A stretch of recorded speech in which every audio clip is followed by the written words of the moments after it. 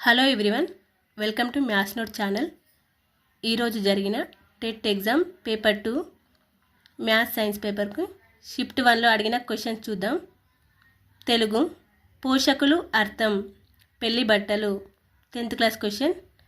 ధృతి పర్యాయపదం ధైర్యం గట్టితనం బింకం 8th. సంయమము కలవాడు వృత్పత్త్యర్థం సంయామి ఋషి 8th క్లాస్ క్వశ్చన్. శ్రీలోంక రామేశ్వర శతకం ఎవరిది? Nambi Sridhararao 10th class question. మహాలక్ష్మి ముచ్చట్లు రచన ఎవరిది? Pakala Yashodareddy 10th class question. Each one teach one ఎవరిది? Muddu Ramakrishnaiah 8th class question. Kanakachalam సంధి కనకా ప్లస్ అచలం సవర్ణ దీర్ఘ సంధి, ఇది 7th క్లాస్లో ఉంది. నత్తర్పుష సమాసం గురించి ఒక క్వశ్చన్ అడిగారు, ఇది 5th క్లాస్లో ఉంది. సహజ పండితుడు బిరుదు ఎవరికి కలదు అని అడుగుంది, పోతన 10th క్లాస్ క్వశ్చన్. నిచ్చలు ప్రకృతి పదం నిత్యం, ఇది 9th క్లాస్ క్వశ్చన్. ఇక్కడ గమనిస్తే నిన్న ఎక్కువగా 9th క్లాస్ నుండే అడిగారు, ఈరోజు అన్ని క్లాసుల నుండి కవర్ చేయడం జరిగింది. ప్రతి క్లాస్ నుండి క్వశ్చన్స్ అడిగారు. శార్దులం నుండి ఒక క్వశ్చన్ అడిగారు.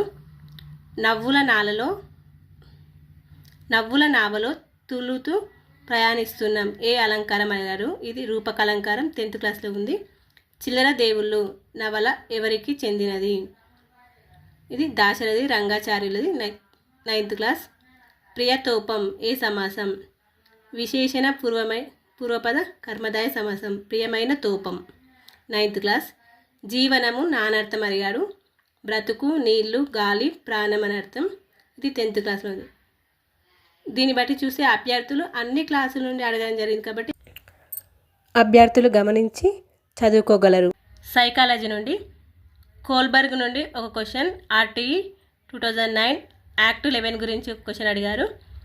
నాయకత్వ రకాల గురించి ఒక క్వశ్చన్, అలాగే పెంపక పద్ధతుల గురించి, వికాస నియమాలు, అభ్యాసన బదలాయింపు, దీంట్లో శూన్య బదలాయింపు గురించి అడిగాడు.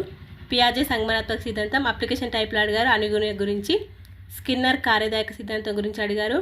అలాగే సిసిఈ గురించి, బ్రూనర్ ప్రజ్ఞ, వీటన్నిటి నుంచి అడిగారు. ఇవన్నీ నిన్న కూడా అడిగారండి.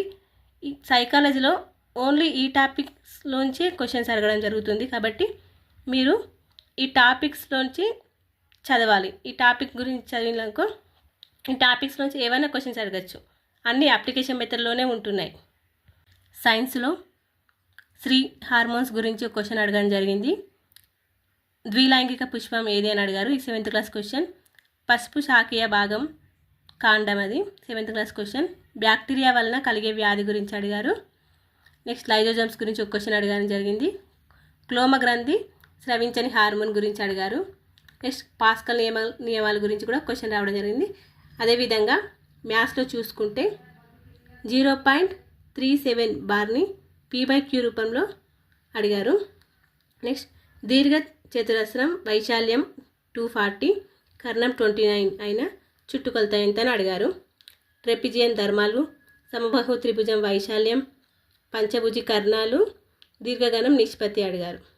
సాధారణ వడ్డీ 12 సంవత్సరాలు, రేటు 4% అయిన ఇంట్రెస్ట్ ఎంత అని అడిగారు. నెక్స్ట్ 11 మరియు 12 మధ్య గల అకర్ణీయ సంఖ్యల గురించి క్వశ్చన్స్ అడగడం జరిగింది. గణితానికి సంబంధించిన ప్రశ్నలు, వాటి జవాబులు విత్ ఎక్స్ప్లెనేషన్తో మరొక వీడియోలో చర్చించడం జరిగింది కాబట్టి ఆ వీడియోని కూడా చూడగలరు. Thank you for watching.